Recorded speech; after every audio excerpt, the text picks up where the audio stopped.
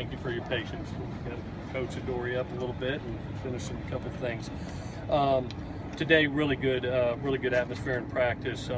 They've had 3 really good days of practice, and today we finalized our red zone package, which I think is going to be extremely important, especially when you're playing a team that puts up as many points as an Arizona State team does, especially versus Texas Tech and Cal. You know, this is a game that I don't think field goals are going to be good enough, and we're stressing that to the offense that, you know, the team that doesn't turn the ball over and really performs the best in the red zone is probably going to win this football game. You've got 2 good offenses going against each other, 2 dynamic quarterbacks in my mind going in that can run and throw. It's going to make for an exciting game at the Coliseum, and look forward to it. Injury-wise, Zach went a little bit today. You saw him taped up. You know, he's about 80%. He'll be a game-time decision, to be honest with you.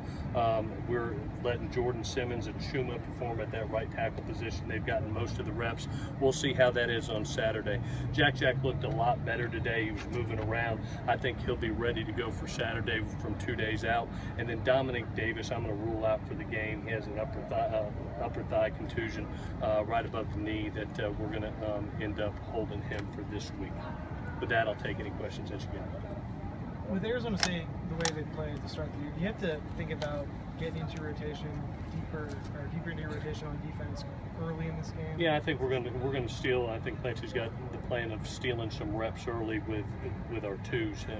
Whether it's 6 to 8 reps in that first half could be valuable both sides in both halves. So I know he's got the plan. You've seen the practice out here of really overemphasized working the twos this week, and that'll be extremely valuable. Do you do like a full line change almost, or do you kind of like mix in one guy from the unit? No, I'm going to leave that up to Clancy and you know what he's dialing up. You know, I think certain calls require certain people, so I don't know if it'll be, I don't think it'll be a full wholesale change, but it may be the 2 interior backers take this series, 2 outside guys take this series. You saw last week, the one thing that I did thought went well was the 2 interior players, how they rotated. I think that will continue. And then, you know, having Isaiah Langley and some of those DBs at YK work this week, having Plattenberg back, the depth of back in the secondary, I think can help us if it gets into 80-plus game. That's a good question.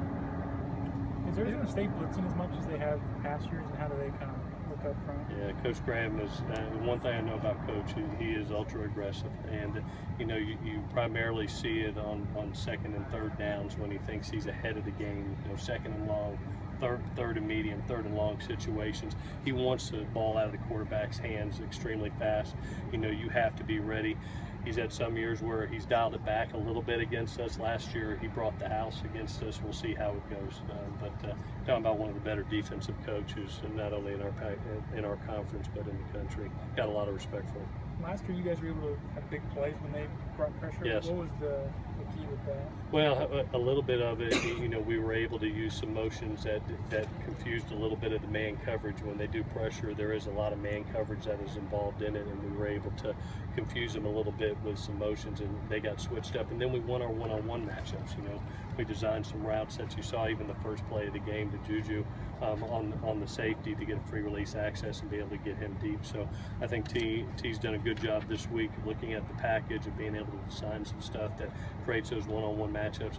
Where I think the game is going to be won on offense is how do we handle the pressure, both from a quarterback position and from a protection.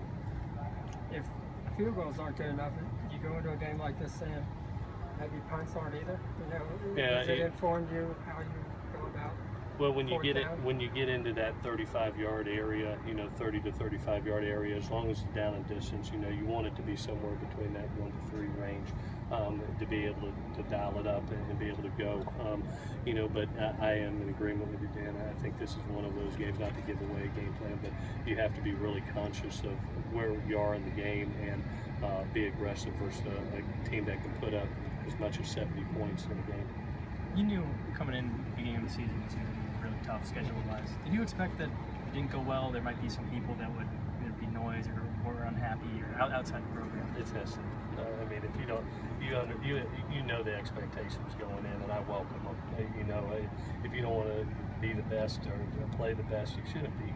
You know, and I know the expectations of SC, and I'm a realist. You know, we're in a production-based business. If you don't win, especially at this level, there's going to be griping, and it's well deserved. You know, as a coach, I go into every game just treating that game, give as much energy in that game, win in that game, and live with the results. You know, that's what being a coach is all about. Is there a guy who's the starter right now if Zach can't go between Jordan and Jim? I think right now, if we had to play today, it would probably be Jordan. Both kids would play in the game and then get a feel for, you know, who's playing better and go with them. But if Zach does not go, both kids will play in the game. We'll probably get the nod to the senior. Would that be like a Chris Brown, Damian situation? Yeah, yeah. Switch off series? Yeah, switch off series. We'd switch off series and then see who's performing better and then give more reps to that person. What do you foresee Adori's impact to be on offense? This game, and this is the plan kind of the same to use Molina a few couple plays. I hope it's a big impact. You know, and not to give a total game plan away, but we do plan on using him. I think you have to get a feel for the game, just like last game.